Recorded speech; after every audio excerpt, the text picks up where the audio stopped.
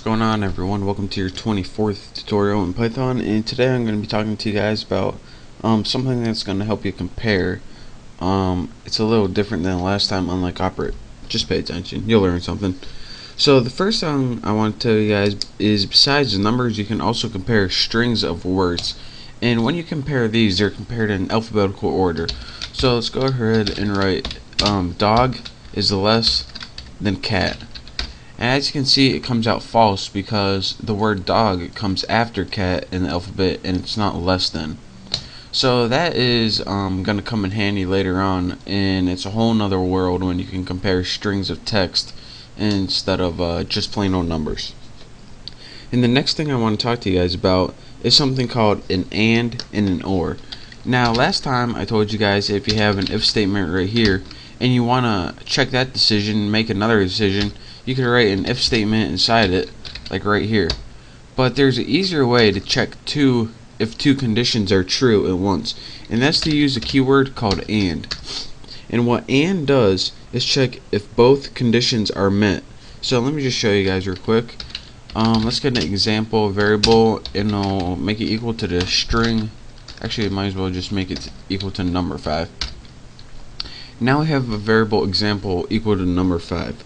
So if you want to check if example is, let's put it, if example is less than 3, and then we say we want to check that, and in the last tutorial I showed you guys, if you want to check it again, just write if example is greater than 10, which I guess less than 3, greater than 10, that wouldn't make sense. So that was how you would do two decisions on the same variable. But let's go ahead and let me show you how to make or just make it compact kinda. If example is greater than 3, so any number greater than 3, and example is less than 10, then we can print number is between 3 and 10.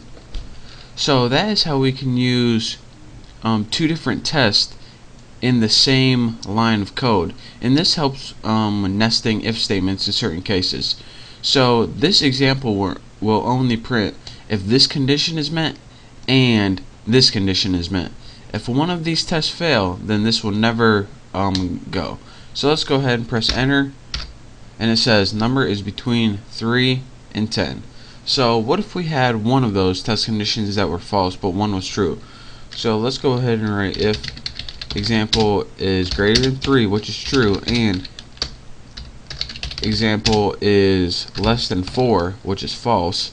Let me show you guys what would happen. Print X. As you can see, nothing prints, and this is because if only one test condition is true in the and, the piece of code doesn't get printed. Now let's say you wanted a way to not only have both test conditions have to be true for you to print, but only one of the test conditions had to be true in order to output the statement. So let's go ahead and do that, and you do this using, instead of and, you use the or keyword.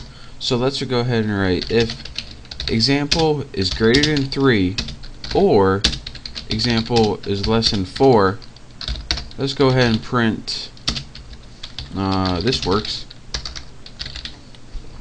So in the or keyword, unlike the and, only one of these has to be true for this to print right here, or this code to be executed. So let's go ahead and press enter, and it says this works. Now if both of these were false, just like the and, nothing would get printed. But what happens if you use an or and only one of them has to be true but both of them are true? Well, let's see. If I think I'm gonna sneeze soon. Oh Lordy, bless me, bless me. Anyways, back to basics. If example is greater than 3 or example is less than 10, which is true,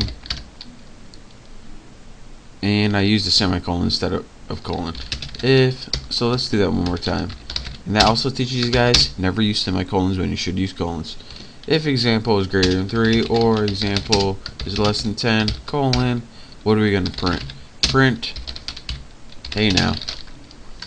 So in this case, both of these test conditions are true, but we're using an OR statement where only one of them has to be true. So what's it do? It prints it out, hey now. And again, just to recap one last time, an AND, when you use an AND, both the tests have to be true on either side for the code to execute. When you use an OR, this one has to be true, this one has to be true, or both of them can be true, and then your code is executed. And in both cases, an AND, if either one of these are false, or an OR, if both of these are false, then it never gets executed. So that's your basics on I don't know, I guess they're called AND or ORs or something like that, and also comparing strings. So in the next tutorial I'm going to be going over loops, but learn this tutorial, learn how to use the AND and OR, and also how to compare strings. Maybe you do these tests with strings or something. And once you got this down, the basics of this, you're ready to move on to the next tutorial. So don't forget to subscribe to my channel, and I guess I'll see you then.